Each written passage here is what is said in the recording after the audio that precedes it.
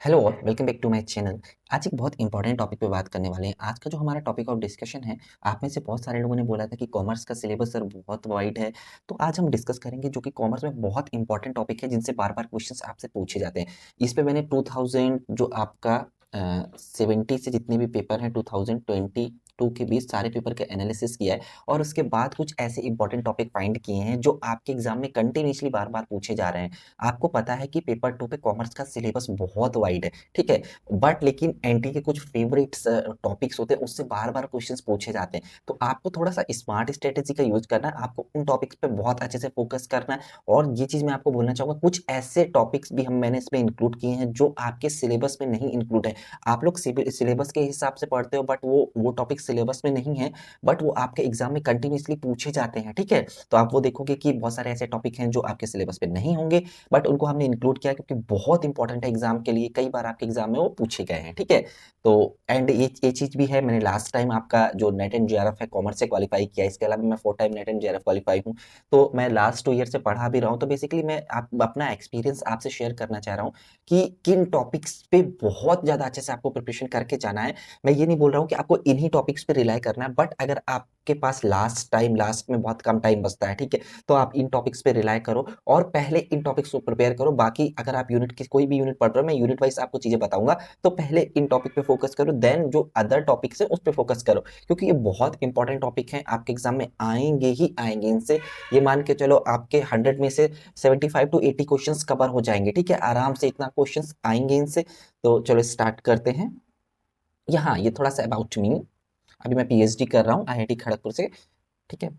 And हाँ, सबसे पहले हम पैटर्न की बात करते हैं। आपको पता होगा कि यूजीसी नेट के लिए दो पेपर होते हैं। पहला पेपर जो होता है वो आपका 50 क्वेश्चन उसमें होते हैं, वो आपका मैंडेटरी होता है सारे सब्जेक्ट के लिए। दूसरा पेपर जो होता है वो आपका सब्जेक्ट स्पेसिफिक होता है, जो आपने पोस्ट ग्रेजुएशन पे लिया है उसके अकॉर्डिंग आपको चूज करना होता है। लाइक अगर आपने एमकॉम किया है तो फिर आप कॉमर्स चूज करोगे, ठीक है। तो अब एक चीज और, इस पे 180 मिनट्स मिलता है टोटल टाइम और 150 क्वेश्चंस होते हैं, आपको 150 क्वेश्चंस करने होते हैं, ठीक है।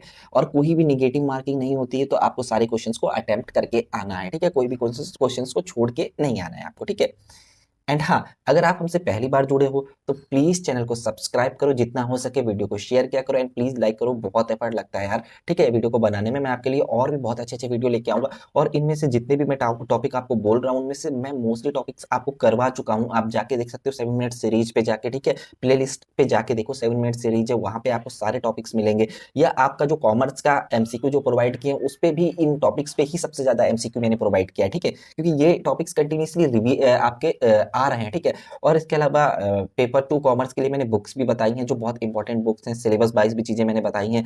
आपको कैसे पर्टिकुलर यूनिट को कितना टाइम देना चाहिए, वो सारा भी स्ट्रेटेजी है, आप जाके प्लेलिस्ट पे वो सारा देख सकते हो, ठीक है। तो अभी हम स्टार्ट करते हैं पहली यूनिट से। देखो, पहली यूनिट में आपके दो पर्टिकुलर सब्जेक्ट्स हैं, पहला आपका बिजनेस एनवायरनमेंट, दूसरा इंटरनेशनल बिजनेस, ठीक है।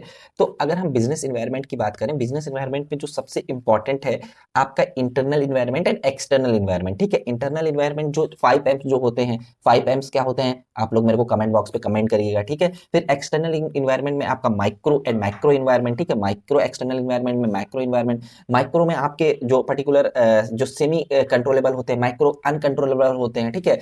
तो ये सारी चीजें पूछी जाती है। शॉर्ट एनालिसिस क्या होता है, स्ट्रेंथ वीकनेस अपॉर्चुनिटी 3T से काफी बार क्वेश्चन पूछे गए हैं, ठीक है। ये बहुत इंपॉर्टेंट है, जितना भी मैंने रेड कलर पे करके रखा है ना वो बहुत ज्यादा इंपॉर्टेंट है, ठीक है। फिर क्वेस्ट एनालिसिस क्या होता है, इस पे भी बहुत सारा क्वेश्चंस आपके एग्जाम में पूछा जाता है, ठीक है।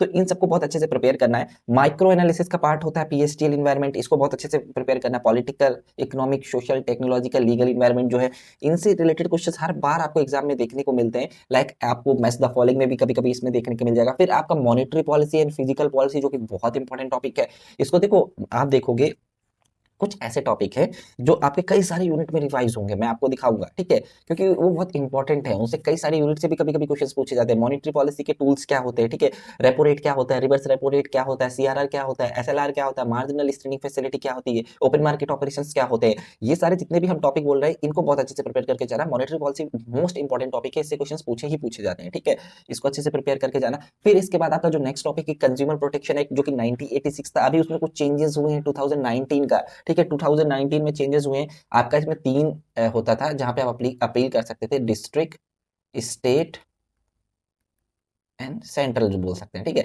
अभी उस पे अमाउंट पे चेंज हुआ है, पहले डिस्ट्रिक्ट पे अमाउंट डिफरेंट था, अभी डिस्ट्रिक्ट पे अमाउंट उन्होंने 1 करोड़ कर दिया है, स्टेट पे आई थिंक 1 करोड़ से 10 करोड़ के बीच कर दिया है, और सेंट्रल पे 10 करोड़ से ज्यादा पे कर दिया, ठीक है। तो इस पे चेंजेस बहुत सारे हुए हैं, तो उसको जाके आप देखो, ठीक है।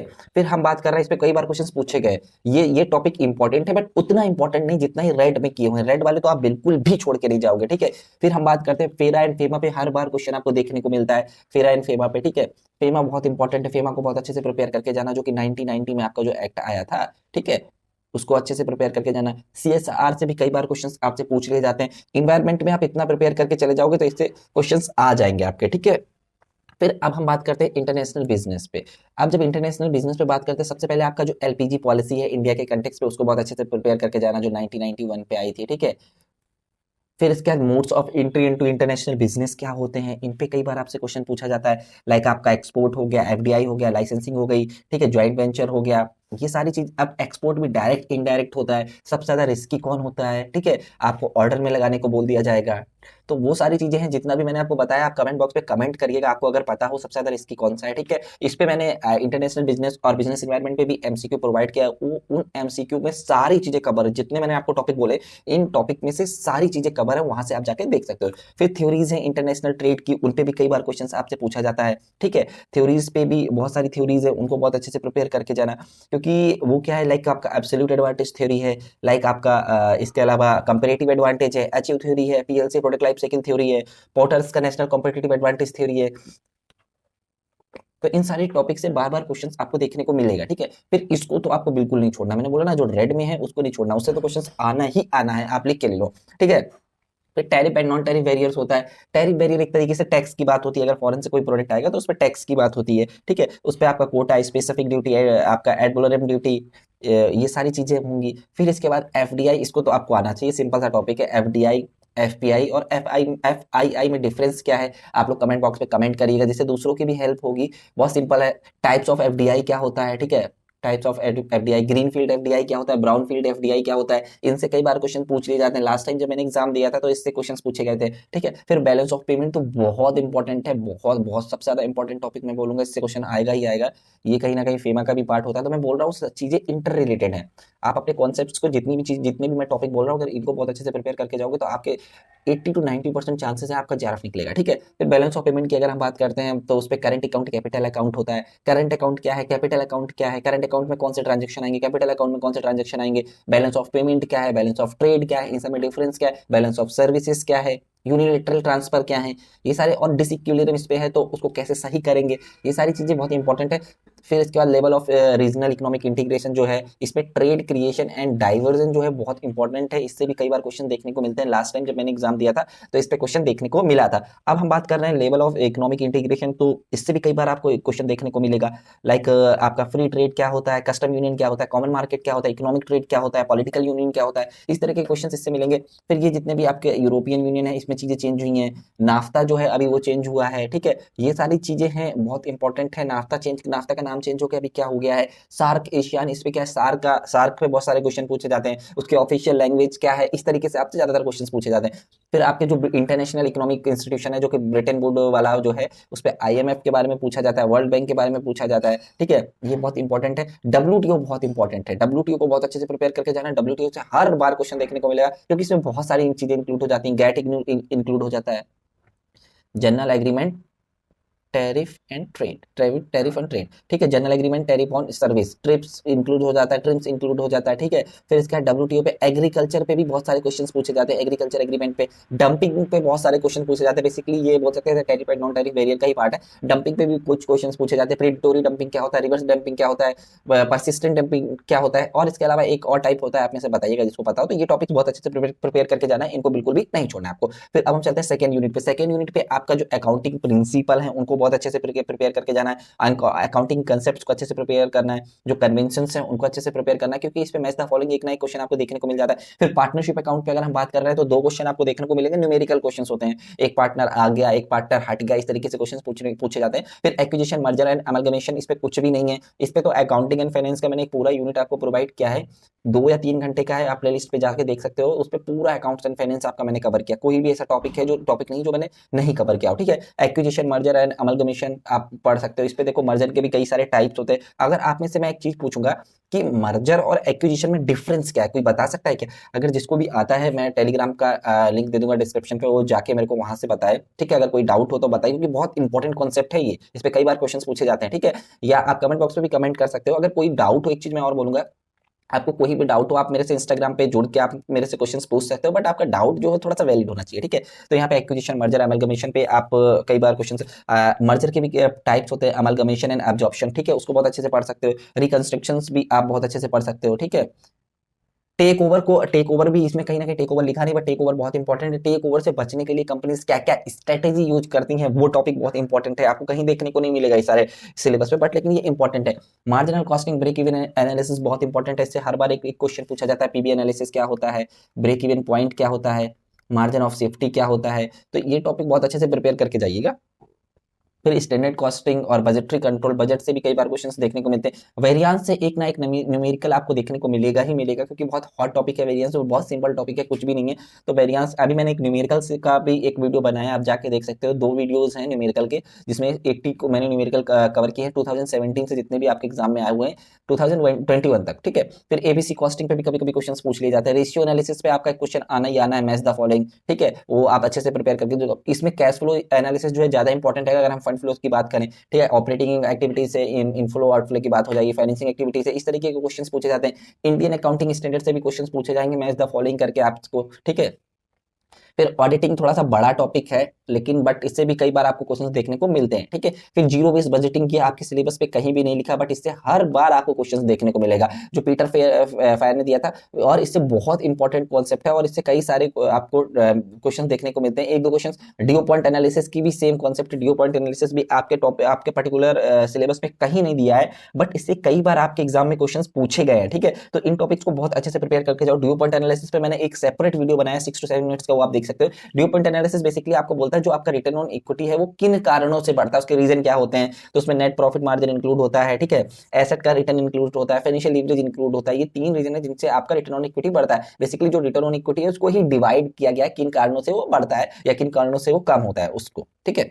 अब हम चलते हैं थर्ड यूनिट पे। ये भी बहुत आपकी इंपॉर्टेंट यूनिट है। इस पे अगर हम बात करें तो बिजनेस इकोनॉमिक्स बहुत सिंपल सी यूनिट है, इस पे कुछ भी नहीं है। लॉ ऑफ डिमांड आपको पता होगा, सिंपल सा है। इस स्लोप पे कई बार आपसे क्वेश्चन पूछ लिया जाता है, आप देखिएगा। इलास्टिसिटी ऑफ डिमांड पे क्वेश्चन आना ही आना है, उसके मेजरमेंट के जो मेथड्स हैं उस पे भी कई बार क्वेश्चंस देखने को मिलते हैं। आपका प्राइस इलास्टिसिटी ऑफ डिमांड क्या है, इनकम इलास्टिसिटी ऑफ डिमांड क्या है, क्रॉस इलास्टिसिटी क्या है, इस पे आपको एक कहीं ना कहीं जो particular match the following question है वो देखने को मिलता है। यूटिलिटी का कंसेप्ट बहुत इंपॉर्टेंट है। डिमिनिशिंग मार्जिनल यूटिलिटी के जो अजम्पशंस हैं उसको बहुत अच्छे से प्रिपेयर करके जाना। इन डिफरेंट का जो है, ये जितना भी मैं डिफरेंट कलर से है ना, लाइक इसमें आपका जो ब्लू कलर है, इस बहुत इंपॉर्टेंट है, इन पे क्वेश्चंस पूछे ही पूछे जा रहे हैं। इंडिफरेंस कर्व एनालिसिस पे भी जाके आप देख सकते हो, बहुत अच्छा सा कॉन्सेप्ट है, ठीक है? इस पे भी कई बार क्वेश्चन पूछे जा रहे हैं, आप जाके देखिए। बिजनेस इकोनॉमिक्स का मेरा 2 एमसीक्यू मैंने प्रोवाइड किया, 2 या 3 प्रोवाइड किया, वो मोर देन इनफ है। मैं आपसे बोल रहा हूँ, अगर आप वो लगा के चले जाओगे ना, उससे आप नोट्स बना रहे हो तो उससे भी आपका काम हो जाएगा। लास्ट में अगर कोई यूनिट आपकी बची आप उससे पढ़ के जाओ तो आपका काम हो जाएगा। मैं हमेशा बोलूंगा कि आप एक यूनिट पढ़ो, देन वो मैंने जो एमसीक्यू प्रोवाइड किए 2 से 3 एमसीक्यू हर यूनिट में प्रोवाइड किए, उनको जाकर लगाओ। अगर उनको उन पे आप 50 में से अगर 30 क्वेश्चन भी कर पा रहे हो, 30 से 40 क्वेश्चन कर पा रहे हैं, तो आपका काम हो जाएगा। क्योंकि होता क्या है, जो आप प्रिपरेशन करते हो वो ये होती है, ठीक है? और जो पेपर पे लेबल होता है वो ये होता है। जब आप एमसीक्यू लगाओगे तो जो गैप है वो फिल हो जाएगा, ठीक है? उस गैप को फिल करना बहुत इंपॉर्टेंट है। फिर अब हम बात कर रहे हैं प्रोडक्शन फंक्शन पे। कॉस्ट डगलस का प्रोडक्शन फंक्शन कई बार आपसे पूछा जाता है। अब ये कॉस्ट पे भी कहीं नहीं कहीं बहुत बार क्वेश्चंस पूछे जाते हैं। वेरिएबल कॉस्ट, फिक्स कॉस्ट, इन सबके बीच रिलेशनशिप कभी कभी आ जाता है। फिर अब हम बात करें मार्केट स्ट्रक्चर पे, तो जितनी भी मार्केट स्ट्रक्चर है उनके फीचर्स बहुत अच्छे से प्रिपेयर करके जाना है, वो आपसे पूछे ही पूछे जाएंगे। प्लस आपका प्राइसिंग कैसे होता है, प्राइस डिटर्मिनेशन कैसे होता है, वो आपको अच्छे से प्रिपेयर करना है। शॉर्ट टर्म पे क्या प्रॉफिट होता है, नॉर्मल प्रॉफिट होगा, सुपर नॉर्मल प्रॉफिट होगा, नॉर्मल प्रॉफिट होगा, शटडाउन पॉइंट क्या होता है। तो ये सारे इंपॉर्टेंट है, जिसमें से मोनोपोली सबसे ज्यादा पूछा जाता है। मोनोपोली का एक फीचर है प्राइस डिस्क्रिमिनेशन, जो कि first degree, second degree and third degree है, उस पर कई बार आपको क्वेश्चन देखने को मिलेगा। फिर प्राइसिंग स्ट्रेटेजी क्या होती है, बहुत सिंपल सा। स्कीमिंग प्राइसिंग क्या होती है, इनिशियली जो स्कीम द क्रीम बोलते हैं, जिसमें इनिशियली हाई प्राइस रखते हैं, बाद में उसको लो कर देते हैं। पेनिट्रेशन पे इनिशियली आपका लो होता है, बाद में हाई होता है, क्योंकि कॉम्पिटिशन है। पीक लोड प्राइसिंग क्या होती है, ठीक है? फिर इसके अलावा इस पे प्रीडिटोरी प्राइसिंग क्या होती है। ये सारी प्राइसिंग स्ट्रेटेजी है, इनको भी अच्छे से आप प्रिपेयर करके जाइएगा। फिर अब यूनिट 4 जो कि बहुत इंपॉर्टेंट है, इस पे भी ऑलरेडी मैंने एक पूरा वीडियो बना के रखा है। जितने भी टॉपिक्स हैं वो अच्छे से आप प्रिपेयर कर सकते हो। अब हम फाइनेंशियल डिसीजन, इस पे कोई ऐसा टॉपिक नहीं जिन पे वीडियो ना हो। In financial management, research methodology, marketing management और आपका बिजनेस इकोनॉमिक्स और इंटरनेशनल बिजनेस और टैक्स, इन पे इतनी वीडियोस हैं कि आप अगर वो देख के चले जाओगे उस पे काम हो जाएगा। देखो वीडियोस पुरानी नहीं होती, आप लोग सोचते हो वीडियो पुरानी हो गई, पुरानी कुछ नहीं होता, नया भी मैं अपलोड करूंगा इस बार, क्योंकि मैं एक पीएचडी कर रहा हूँ, रिसर्च स्कॉलर हूँ, तो थोड़ा सा टाइम कम मिलता है, बट मैं जितना भी कंटेंट प्रोवाइड करता हूँ बहुत ज्यादा प्रॉपर रिसर्च करके चीजों को आपको बहुत अच्छे से प्रोवाइड करने की कोशिश करता हूँ। तो वो जाके आप देखो, बहुत हेल्पफुल होगा, उसी से रिलेटेड क्वेश्चन आएंगे। क्योंकि होता क्या है कि अभी कोई सिलेबस नहीं चेंज हुआ है, कुछ भी चेंज नहीं हुआ है, तो सारी चीजें वही हैं। अगर हम फाइनेंसिंग डिसीजन की बात करें तो उसमें आपका 3 डिसीजन होते थे, investment decision, financial decision and dividend decision. इसको थोड़ा सा पढ़ के जाइएगा, सोर्सेज ऑफ फाइनेंस पे भी आप पढ़ के जाइएगा, शॉर्ट टर्म, मीडियम टर्म और long term. Types of risk, most important, ये तो पूछा ही पूछा जाएगा। सिस्टमैटिक क्या होते हैं, अनसिस्टमैटिक क्या होते हैं, कंट्रोलेबल कौन से होते हैं, अनकंट्रोलेबल कौन से होते हैं, माइक्रो फैक्टर से कौन से होते हैं, माइक्रो फैक्टर से कौन से होते हैं, सिस्टमैटिक रिस्क के टाइप्स क्या होते हैं, अनसिस्टमैटिक रिस्क के टाइप कौन से होते हैं, किसको आप डाइवर्सिफाई कर सकते हो, किसको आप डाइवर्सिफाई नहीं कर सकते, ये सारे क्वेश्चन। फिर कैपिटल बस्टिंग टेक्निक्स, बहुत अच्छे से मैंने एक सेपरेट वीडियो भी बनाया है, इसमें डिस्काउंटिंग टेक्निक क्या होती है, नॉन डिस्काउंटिंग टेक्निक क्या होती है, एनपीबी क्या है, आईआरआर क्या है, ठीक है। इसके अलावा आपका प्रॉफिटेबिलिटी इंडेक्स क्या है, पेबैक पीरियड क्या है, पोस्ट पेबैक पीरियड क्या है, अकाउंटिंग रेट ऑफ रिटर्न का क्या है, जब आपका कैपिटल रेशनिंग का सिचुएशन होगा तो आप कौन सा टेक्निक यूज करोगे, ठीक है। आपका अगर म्यूचुअल एक्सक्लूसिव प्रोजेक्ट है तो कौन सी टेक्निक यूज करोगे, इस टाइप के क्वेश्चन आपसे पूछे जाते हैं। टाइम वैल्यू ऑफ मनी पे भी, कंपाउंडिंग एंड डिस्काउंटिंग पे क्वेश्चन पूछ लिए जाते हैं कभी कभी, बट उतना इंपॉर्टेंट नहीं। बट आपको अगर पर्टिकुलर कैपिटल बस्टिंग सीखना है तो फिर टाइम वैल्यू ऑफ मनी को आपको सीख के जाना पड़ेगा। कैपिटल स्ट्रक्चर थ्योरी पे अभी मैंने रिसेंटली एक वीडियो प्रोवाइड किया, आप जाके देखो। ये देखो, इस पे क्या है कि आप कहीं पे भी पढ़ोगे तो इतनी थ्योरीज आपको पढ़ाई जाती है, net income, net operating income, Modigliani and Miller and traditional approach, ठीक है। Trade off theory, pecking order theory, और भी एक दो थ्योरीज हैं जिनसे कई बार क्वेश्चंस पूछे जा रहे हैं आपके एग्जाम में। अभी थोड़ा सा चीजें एडवांस की गई है मैंने, ये ट्रेड ऑफ थ्योरी भी आपको बताई है, पिकिंग ऑर्डर थ्योरी भी बताई है। अगर आपका जो एमएम है, मोदी गिलानी मिलर है, उस पर बैंकरप्सी कॉस्ट इंक्लूड होगा तो कैसे वो रिएक्ट करेगा, वो सारी चीजें मैंने बहुत अच्छी तरह एक्सप्लेन की। कैपिटल स्ट्रक्चर थ्योरी का सेपरेट वीडियो प्रोवाइड किया अभी कुछ दिन पहले, वो आप जाके प्लेलिस्ट, जो फाइनेंस की प्लेलिस्ट है, उस पर जाके चीजों को देख सकते हो। फिर लीवरेज क्या होता है, उसके टाइप्स क्या होते हैं। लीवरेज में हम ऑपरेटिंग लीवरेज, आपका जो फाइनेंशियल लीवरेज है, कंबाइंड लीवरेज है, उन सारी चीजों पे हम बात करते हैं। लीवरेज का क्या आपका एडवांटेज होता है, ठीक है। फिर cost of capital and weighted average cost of capital, इस पे एक क्वेश्चन आपको न्यूमेरिकल देखने को मिल सकता है। Dividend theory, most important topic भाई, इस पे हर बार क्वेश्चन पूछा जाता है। रिलेवेंस थ्योरी कौन सी है, इररिलेवेंस थ्योरी कौन सी है, ठीक है। इसके अलावा ये जितनी थ्योरीज हैं, इनके अलावा भी कुछ थ्योरीज होती है जिनको मैंने डिस्कस किया, वो जाके आप देख सकते हो, ठीक है। फिर इस पे क्या है, डिविडेंड थ्योरी पे आपका जो फॉर्मूला होते हैं उनसे बहुत क्वेश्चंस पूछे जाते हैं। लाइक आपसे बोलते हैं गॉर्डन मॉडल का फॉर्मूला बता दो, वाल्टर मॉडल का फॉर्मूला बता दो। फिर वर्किंग कैपिटल मैनेजमेंट पे आपकी जो अप्रोचेस है, हेजिंग क्या होता है, आर्बिट्रेज क्या होता है, स्पेक्यूलेशन क्या होता है, ठीक है, इस पे बात करते हैं। ये आपका रिस्क को कम करने के लिए होता है। आर्बिट्रेज कुछ रिस्कलेस प्रॉफिट होता है, एक मार्केट में सेल कर देते हैं, एक मार्केट से परचेस करके दूसरे में सेल कर देते हैं। ये कहीं ना कहीं जो प्राइस एडवांटेज है दो टाइम पीरियड पे, उसका बेनिफिट लेने की कोशिश करते हैं। फिर इन्वेंट्री मैनेजमेंट में ईओक्यू, इकोनॉमिक ऑर्डर क्वांटिटी, और भी बहुत सारी टेक्निक है, बट ईओक्यू सबसे ज्यादा पूछी जाती है। तो ईओक्यू को, आपका जो ईओक्यू का फॉर्मूला है, उसको बहुत अच्छे से प्रिपेयर करके जाओ। कैश के जो मॉडल होते हैं, ये दोनों अच्छे से प्रिपेयर करके जाओ। पोर्टफोलियो मैनेजमेंट में कैपिंग और एपीटी जो है, इसके अलावा भी और मॉडल होते हैं, 3 फैक्टर, 5 फैक्टर, 7 फैक्टर मॉडल होते हैं फॉर्मैन जेनसन के, वो भी मैंने अच्छे से करवाए हैं अपने वीडियोस में। जब आपका पर्टिकुलर मैंने रिवीजन वीडियो बनाया है जो 2 to 3 आवर है, उसमें सारी चीजें मैंने बताई। फिर फॉरेन एक्सचेंज मार्केट क्या होता है, ये सारी चीजें भी आप देख सकते हो। फैक्टरिंग एंड फॉरफिटिंग में क्या डिफरेंस होता है, इसको बहुत अच्छे से प्रिपेयर करके जाना है, इससे कई बार क्वेश्चंस पूछे जाते हैं। फिर आपका एडीआर, अमेरिकन डिपॉजिटरी रिसिप्ट क्या होता है, ग्लोबल डिपॉजिटरी रिसिप्ट क्या होते हैं। अगर आपको पता हो तो आप कमेंट बॉक्स में कमेंट कर सकते हो एडीआर और जीडीआर में डिफरेंस क्या होता है, ठीक है। फिर हम नेक्स्ट यूनिट चलते हैं, बहुत इंपॉर्टेंट यूनिट है। इस पे भी मेरा पूरा वीडियोस है आपका, रिसर्च मेथोडोलॉजी और बिजनेस स्टेट्स का, सारी चीजें जो जितना भी लिखा है वो सारी चीजें मैंने कवर किया है। फिर अब हम बात करते हैं इस पे मेजर ऑफ सेंट्रल टेंडेंसी की, जो प्रॉपर्टीज हैं उनसे बहुत सारे क्वेश्चन पूछे जाते हैं। मीन, मीडियन, मोड की क्या प्रॉपर्टीज हैं, उस पर बहुत सारा क्वेश्चन पूछा जाएगा। कभी कभी न्यूमेरिकल भी आ जाता है। फिर मेजर ऑफ डिस्पर्जन उतना इंपॉर्टेंट नहीं, जिसमें मीन डेविएशन, आपका मीडियन डेविएशन, फिर आपका mode deviation, standard deviation, variance. इस पे स्टैंडर्ड डेविएशन और जो वेरियांस है, इनकी जो प्रॉपर्टीज है ना, उनको बहुत अच्छे से प्रिपेयर कर लेना, उनसे कई बार क्वेश्चंस पूछे जाते हैं। फिर मेजर ऑफ स्क्यूनेस पे भी कई सारे क्वेश्चंस पूछे जाते हैं, ठीक है। अगर लेफ्ट होगा तो क्या पॉजिटिव होगा या निगेटिव होगा, राइट होगा तो पॉजिटिव होगा निगेटिव होगा। कोटोशियस से भी काफी सारे क्वेश्चंस पूछे जाते हैं, 3 टाइप के हैं, ठीक है। इनका वैल्यू क्या होता है, इन पे भी बहुत क्वेश्चन पूछे जा रहे हैं। फिर कोरिलेशन, देखिए मैं कोरिलेशन को लगाना भूल गया। कोरिलेशन रिग्रेशन भी बहुत इंपॉर्टेंट टॉपिक है, इससे हर बार क्वेश्चन पूछे जाते हैं। इस पे भी प्रॉपर्टी पे ही क्वेश्चन पूछे जाते हैं, प्रॉपर्टी पे सबसे ज्यादा क्वेश्चन पूछे जाते हैं, ठीक है। प्रोबेबिलिटी डिस्ट्रीब्यूशन, इससे भी आपका एक ना एक क्वेश्चन हर बार आपको इन तीनों से देखने को मिलेगा। Data collection, primary and secondary data collection method से भी कभी कभी क्वेश्चंस पूछ लिए जाते हैं। फिर जो आपके सैंपलिंग के मेथड है, probability sampling, non probability sampling. Probability sampling में फर्दर डिवाइड होते हैं आपका सिस्टमैटिक,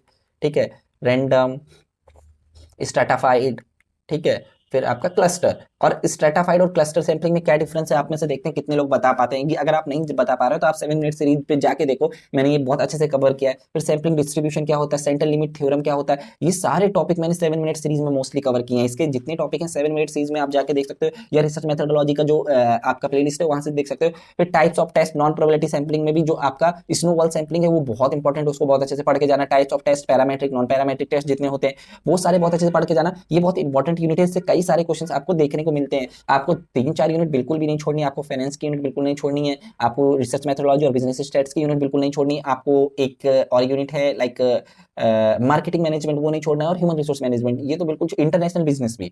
ठीक है, फिर अब हम बात करते हैं business management and human resource की। तो इस पे क्या है कि principle and functions of management पे कई बार क्वेश्चंस पूछ लिए जाते हैं। नॉर्मल फंक्शन है planning, organising, staffing, directing, controlling, but इसके अलावा भी बहुत सारे ऑथर ने डिफरेंट डिफरेंट फंक्शंस दिए, उनको पढ़ के जाओ, उस पर कई बार क्वेश्चंस देखने को मिलता है। फिर थ्योरीज ऑफ मैनेजमेंट पे आपका कभी कभी क्वेश्चन देखने को मिल जाता है। क्लासिकल ऑर्गेनाइजेशन थ्योरी जो थी, ठीक है, जो न्यू क्लासिकल थ्योरी थी, जो मॉडर्न थ्योरी थी, किसके एडवांटेज क्या है, किसके डिसएडवांटेज क्या है, किसने क्या चीज बोली थी, इतना बेसिक बेसिक चीजें पता हो। ठीक है, फिर स्पेन ऑफ कंट्रोल पे बहुत सारा क्वेश्चन पूछा जाता है। Narrow span of control, wide span of control, इसका एक आपका पर्टिकुलर फॉर्मूला भी होता है जो मैंने डिस्कस किया जब ऑर्गेनाइजेशन बिहेवियर और बिजनेस मैनेजमेंट का एमसीक्यू वीडियो प्रोवाइड किया था। ठीक है, फिर अथॉरिटी, रिस्पॉन्सिबिलिटी एंड अकाउंटेबिलिटी में क्या डिफरेंस है, इनके टाइप्स क्या है, इस पे कई बार क्वेश्चन बहुत बार पूछा गया। फिर मोटिवेशन की जो थ्योरीज है उस पर बहुत सारा क्वेश्चन पूछा जाता है। कंटेंट थ्योरीज क्या होती है, प्रोसेस थ्योरी क्या होती है, मैस्लो नीड हायरार्की क्या है, हर्ट्जबर्ग टू फैक्टर थ्योरी क्या है, ठीक है, ईआरजी थ्योरी क्या है, ब्लूम्स एक्सपेक्टेशंस थ्योरीज के बारे में भी पूछा जाता है। गोल थ्योरी क्या है, एडम स्मिथ की थ्योरी, इक्विटी थ्योरी क्या है। तो इन सारे क्वेश्चन, इन सारे टॉपिक से बहुत क्वेश्चन पूछे जाते हैं। ठीक है,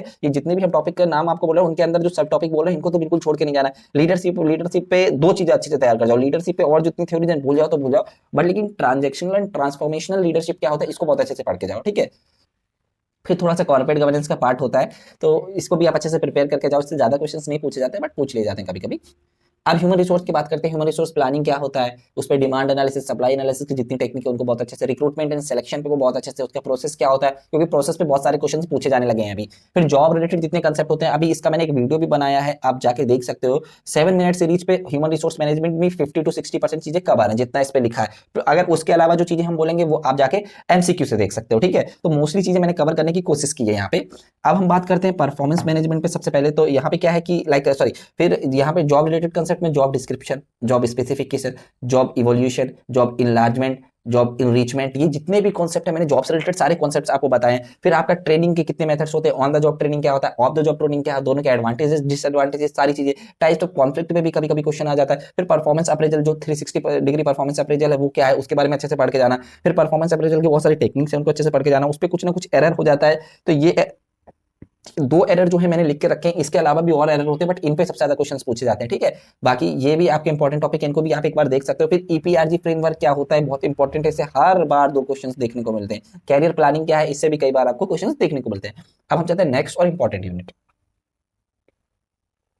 देखो बैंकिंग एंड फाइनेंशियल इंस्टीट्यूशन भी बहुत इंपॉर्टेंट है। इस पे अगर देखो सबसे पहले थोड़ा थोड़ा आपको commercial bank, RRB, schedule banks, non schedule banks, ये टाइप्स ऑफ बैंक्स थोड़ा सा पता होना चाहिए। बट जो आपका आरआरबी है उसके बारे में आपको बहुत अच्छे से नॉलेज होनी चाहिए, उसकी फंडिंग कैसे होती है, कब स्टार्ट हुआ था, पहला आरआरबी कब आया था, तो इस तरीके के क्वेश्चन आपसे पूछे जाते हैं। फिर रिजर्व बैंक ऑफ इंडिया पे आपको पूरा अच्छे से प्रिपेयर करके जाना है, उसके क्या फंक्शन होते हैं, उसके क्या रोल है, उसका मॉनिटरी पॉलिसी कमेटी के बारे में अच्छे से प्रिपेयर करना है, उसको इन्फ्लेशन का कितना टारगेट सेट करके रखा है, ठीक है, 4+-2 जो परसेंट है उसके बारे में, सब्सिडरीज कौन कौन सी है रिजर्व बैंक ऑफ इंडिया की, उसको अच्छे से प्रिपेयर करना है। फिर बैंकिंग सेक्टर के जो रिफॉर्म्स हुए हैं, बेसल नॉर्म्स जो है उनको अच्छे से प्रिपेयर करना है। इंडिया ने कब इंप्लीमेंट किया, कौन सा बेसल नॉर्म्स अब इंप्लीमेंट हुआ है, ठीक है। एनपीए आप कैसे क्लासिफाई करोगे और एनपीए को आजकल कौन मैनेज कर रहा है, वो सारा जो न्यू कोड आया उसको अच्छे से प्रिपेयर करना है। फाइनेंशियल मार्केट पे तो भाई देखो प्राइमरी मार्केट और सेकेंडरी मार्केट तो बहुत अच्छे से प्रिपेयर करके जाना ही, उसी का पार्ट है money market and capital market. और गवर्नमेंट टी जो बिल है, गवर्नमेंट मार्केट, जब आप मॉनिटरी पॉलिसी पढ़ोगे तो ओपन मार्केट ऑपरेशन में आप टी बिल पढ़ोगे तो ये कितने दिन के लिए इशू होता है, ठीक है, 91, ठीक है, 182,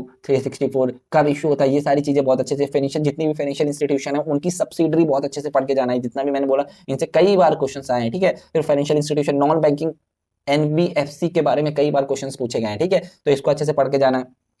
फिर फाइनेंशियल इंक्लूजन पे भी अभी काफी सारे क्वेश्चंस पूछे जा रहे हैं, क्योंकि अभी जो अपने प्राइम मिनिस्टर हैं उस पर बहुत फोकस कर रहे हैं। फिर डिजिटल पेमेंट सिस्टम पे भी कई बार क्वेश्चंस आपसे पूछ लिए जाते हैं। बहुत इंपॉर्टेंट यूनिट है, ये भी यूनिट आपको छोड़ के नहीं जानी, इस पे भी मैंने एमसीक्यू वीडियो प्रोवाइड किया है। ठीक है, अब हम बात करते हैं मार्केटिंग मैनेजमेंट, बहुत इंपॉर्टेंट यूनिट, और इससे ये मैं बोलूंगा 14 to 15 क्वेश्चन आपको देखने को मिलेंगे ही मिलेंगे। मार्केटिंग का जो कॉन्सेप्ट है और जो ये अप्रोचेस हैं उस पर मैंने बात किया। सबसे पहले आपका एक्सचेंज था, फिर आपका प्रोडक्शन आया, फिर प्रोडक्ट आया, फिर आपका सेलिंग आया, फिर आपका मार्केटिंग आया, फिर होलिस्टिक कंसेप्ट आया। इन सारे कंसेप्ट पे मैंने एक वीडियो प्रोवाइड किया, और ऐसे चीजें आपको समझाई, आपको चीजें रटनी नहीं पड़ेंगी, कैसे चीजें आई हैं वो मैंने बताया। फिर मार्केटिंग मिक्स क्या होता है, सर्विस मिक्स क्या होता है, मार्केटिंग मिक्स में 4 पीस आते हैं, सर्विस मिक्स में 7 पीस आते हैं। आप जब एमसीक्यू वीडियोस देखोगे तो उसमें सारी चीजें आपको पता चलेंगी। मार्केटिंग मिक्स किसने दिया था, किसने पॉपुलर किया, सर्विस मिक्स किसने दिया था। ठीक है, तो ये सारी चीजें हैं। प्रोडक्ट प्राइस प्लेस प्रमोशन आपका मार्केटिंग मिक्स होता है, और सर्विस मिक्स में 3 पीस और एक्स्ट्रा आते हैं, उनको आप में से बताइएगा जिसको भी पता हो। ठीक है, फिर टाइप्स ऑफ मार्केटिंग पे भी कई बार मैच द फॉलोइंग क्वेश्चन आ जाता है। एसटीपी तो अच्छे से प्रिपेयर करके जाना ही है, सिंपल सा कंसेप्ट है। सेगमेंटेशन कितने टाइप से हो सकता है, इस पे अभी थोड़ा सा प्रैक्टिकल क्वेश्चन आने लगे हैं, तो थोड़ा सा जितना हो सके एडवर्टीजमेंट देखा करो, तो चीजें और अच्छे से पता चलेंगी। फिर प्रोडक्ट लाइन क्या होता है, प्रोडक्ट मिक्स डिसीजन क्या होता है, प्रोडक्ट लाइफ साइकिल पे बहुत क्वेश्चन आता है। न्यू प्रोडक्ट डेवलपमेंट का जो प्रोसेस है, वो जितना भी 8-9 आपके प्रोसेस है 8-9 हैं, तो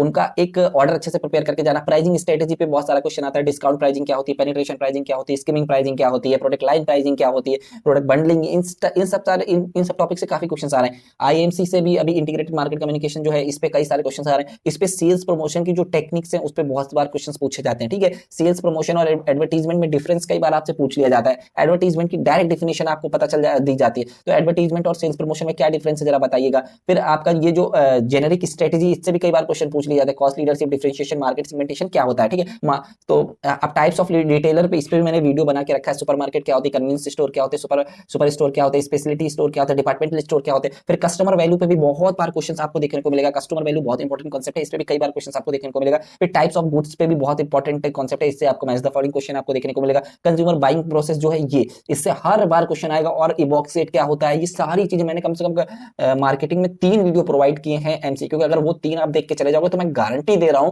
कि अगर 10 या 14-15 क्वेश्चन आएंगे तो उसमें से आप 10 से 11 इजीली करके आओगे, 100% श्योर। बस ये है आप लोग देखते नहीं, प्रॉब्लम ये, अगर आप लोग मेहनत करो। लास्ट टाइम इतने लोगों ने जेआरएफ क्वालिफाई किया, कम से कम कुछ नहीं तो 100 लोगों का 100 प्लस जो था वो जेआरएफ कॉमर्स में क्वालिफाई किया। नेट तो बहुत सारे लोग हैं। तो कंज्यूमर बिहेवियर का प्रोसेस क्या है, सर्विस के कैरेक्टरिस्टिक्स बहुत इंपॉर्टेंट है, इसको अच्छे से पढ़ के जाना। बट ये थोड़ा सा बीसीजी मैट्रिक्स, इस पे भी मैंने एक वीडियो प्रोवाइड किया है G9 सेल, और 7 मिनट सीरीज पे जाके आप देख सकते हो। इन मोस्टली टॉपिक्स पे मैं वीडियो ऑलरेडी प्रोवाइड कर चुका हूं। जिन टॉपिक पे आपको वीडियो चाहिए आप कमेंट बॉक्स में कमेंट करो, मैं उन पे भी वीडियो प्रोवाइड करूंगा। आपके लिए मैं जितना एफर्ट हो सकता है मैं उतना एफर्ट करूंगा, बट आप लोग भी थोड़ा सा मेरे वीडियो को शेयर क्या करो। फिर हम बात करते हैं यूनिट 9, थोड़ा सा बड़ी यूनिट है, इस पे कुछ इंपॉर्टेंट टॉपिक है, उनको अच्छे से पढ़ के जाना। Legal aspects of business already आप पढ़ के आए होगे, थोड़ा सा कॉन्ट्रैक्ट के बारे में पढ़ लेना। फिर इसके बाद इंडेमनिटी एंड गारंटी, जो स्पेशल कॉन्ट्रैक्ट्स होते हैं उनके बारे में थोड़ा सा पढ़ लेना। सेल्स ऑफ गुड्स एक्ट बिल्कुल छोड़ के नहीं जाना है, इसको बहुत अच्छे से प्रिपेयर करके जाना है। टाइप्स ऑफ गुड्स जो होते हैं आपके, सर्टेन गुड्स, अनसर्टेन गुड्स, फिर इसके बाद आपके पर्टिकुलर स्पेसिफिक गुड्स के जो पार्ट होते हैं, फिर इसके बाद आपका फ्यूचर गुड्स क्या होता है, ये सारा बहुत अच्छे से पढ़ के जाना। सेल और एग्रीमेंट टू सेल में क्या डिफरेंस होता है, इसमें भी कई बार क्वेश्चन आपको पूछ लेते हैं। कंडीशंस एंड वारंटी में क्या डिफरेंस होता है, ठीक है। डॉक्ट्रिन ऑफ कैन बी इम्पेयर क्या होता है, let the buyer be aware, इन सब चीजों को बहुत अच्छे से पढ़ लेना है। नेगोशिएबल इंस्ट्रूमेंट बहुत छोटा सा 3 होते हैं, उन तीनों को थोड़ा सा बस देख लेना है, और उस पर कुछ भी नहीं है। फिर कंपनीज एक्ट अच्छे से पढ़ के जाना है। कंपनीज एक्ट में कितनी काइंड्स ऑफ कंपनी होती है, कंपनी फॉर्मेशन क्या है। अभी 1% कंपनी जो है ओपीसी, वो उस पर कई सारे क्वेश्चन आपको देखने को मिल रहे हैं। मीटिंग कब करना होता है, बोर्ड पर्टिकुलर जो है वो कितने दिन में मीटिंग करेगा, अगर मीटिंग करना है तो कितने दिन पहले नोटिस देना है, ये सारे क्वेश्चन पूछे जाते हैं। एलएलपी अभी इंपॉर्टेंट टॉपिक है, एलएलपी पे बहुत सारा क्वेश्चन पूछा जा रहा है, इसको अच्छे से प्रिपेयर करके जाना। कॉम्पिटिशन एक्ट आप एक बार छोड़ सकते हो। आईटी एक्ट इसको बिल्कुल नहीं छोड़ना है, इस पे बहुत इंपॉर्टेंट है। अभी इस पे 2005 पे 2008 या 9 पे अभी अमेंडमेंट हुआ है, उसको अच्छे से पढ़ के जाना है। फिर आरटीआई एक्ट बिल्कुल नहीं छोड़ना है, इस पे भी बहुत सारे क्वेश्चंस आपको देखने को मिलते हैं। इंटेलेक्चुअल प्रॉपर्टी राइट्स पे भी बहुत सारे क्वेश्चंस मिलते हैं। पेटेंट और ट्रेडमार्क एंड कॉपीराइट पे, इस पे डिफरेंस अच्छे से पता होना चाहिए, कब ये आए ये अच्छे से पता होना चाहिए। जीएसटी के बारे में अगर हम बात करें, जीएसटी का जितना भी टैक्स स्ट्रक्चर है वो आपको अच्छे से पता होना चाहिए। किन टाइप्स के प्रोडक्ट पे कोई जीएसटी नहीं लगता है, किन टाइप के प्रोडक्ट पे 0% है, ठीक है, किन टाइप के प्रोडक्ट पे, और जितना भी कैटेगरी है वो सारा कब आया था, किस कमेटी ने दिया, कब पास हुआ, पहले सबसे किस पर्टिकुलर स्टेट ने पास किया, सबसे लास्ट में किस स्टेट ने पास किया। जम्मू एंड कश्मीर में सबसे लास्ट में पास हुआ था 8 जुलाई को, ठीक है। तो ये सारी चीजें आपको पता होना चाहिए। फिर लास्ट और बहुत इंपॉर्टेंट यूनिट है, इससे बहुत सारे लोग डरते हैं। मैं ये बोल रहा हूं कि मैंने इनकम टैक्स पे सिर्फ एक एमसीक्यू वीडियो प्रोवाइड किया, अगर वो देख लोगे, अगर 15 क्वेश्चन आएंगे इससे, तो आप 8 to 9 क्वेश्चन इजीली कर लोगे सिर्फ एक वीडियो से, क्योंकि सारी चीजें मैंने कवर की हैं। रेसिडेंशियल स्टेटस के बारे में अभी कुछ अपडेट हुए हैं, वो भी मैंने उसको कवर किया उस पर, ठीक है। हेड्स ऑफ इनकम जितने भी होते हैं उनको अच्छे से, डिडक्शन जो भी है उनको मैंने आपको एक अच्छा सा मेथड बताया, शॉर्टकट बताया, एटीसी से जो एटीयू के बीच जितने भी डिडक्शन है, आप सिर्फ एक बार उसको देख लोगे ना, उसी से आपको याद हो जाएगा। फिर एग्जेम्प्टेड इनकम क्या होती है, एग्रीकल्चर इनकम एग्जेम्प्टेड होती है, और भी जितनी इनकम एग्जेम्प्टेड होती है उसको बहुत अच्छे से मैंने बताया। डबल टैक्सेशन क्या है, ठीक है। ट्रांसफर प्राइसिंग क्या है, जिसपे आपका आर्म्स लेंथ प्राइसिंग होता है, उसको बहुत अच्छे से मैंने। Tax avoidance, tax aviation, tax planning में क्या डिफरेंस होता है, बहुत इंपॉर्टेंट कंसेप्ट है, एक दो क्वेश्चन हर बार देखने को मिलते हैं इससे, ठीक है। फिर deduction and collection of tax at source, कितना टैक्स लिस्ट पे लगता है, अगर कितना अमाउंट होगा तो उसके ऊपर टैक्स लगेगा, ठीक है। ये सारी चीजें बहुत इंपॉर्टेंट है। क्या टैक्स रेट होते हैं, इसको बहुत टीडीएस और टीसीएस को बहुत अच्छे से याद करके जाइएगा, ठीक है। फिर इसके बाद ई फिलिंग की बात हो रही है इनकम टैक्स रिटर्न की। फिर सरचार्ज पे भी बहुत इंपॉर्टेंट कॉन्सेप्ट है। सरचार्ज एक पूरा प्रोसेस जो है, वो प्रोसेस आप एक बार पढ़ के चले जाओगे इनकम टैक्स का, बस वो मोर देन इनफ है। सरचार्ज कब लगता है, सरचार्ज की क्या कंडीशंस होती हैं, आपको सरचार्ज में भी कहीं ना कहीं कभी कभी डिडक्शन मिलते हैं। तो ये सारे इंपॉर्टेंट चीजें अगर आप इतना पढ़ के चले जाओगे तो मैं आपको गारंटी दे रहा हूं आपके 75 to 80 क्वेश्चंस बिल्कुल सही हो जाएंगे, ठीक है। इसमें कुछ चीजें ऐसी भी होंगी कि आप देख रहे होगे कि जो आपके पर्टिकुलर यूनिट पे नहीं मेंशन, बट मैंने उनको इंक्लूड किया, उसका रीजन है क्योंकि वो बहुत इंपॉर्टेंट है, ठीक है। तो प्लीज चैनल को सब्सक्राइब करो और जितना हो सके वीडियो को शेयर किया करो, एंड प्लीज लाइक करो। अगर हाँ आपको कोई डाउट हो, आपका डाउट जेन्युइन हो, तो आप मेरे से यहाँ पे ये सर्च भी कर सकते हो, डिस्क्रिप्शन बॉक्स पे भी मैं आपको लिंक दे दूंगा। और इसके अलावा आप हमसे टेलीग्राम पे भी जुड़ सकते हो, वहां पे भी जो भी पीडीएफ वगैरह है सारे अवेलेबल है। Thank you.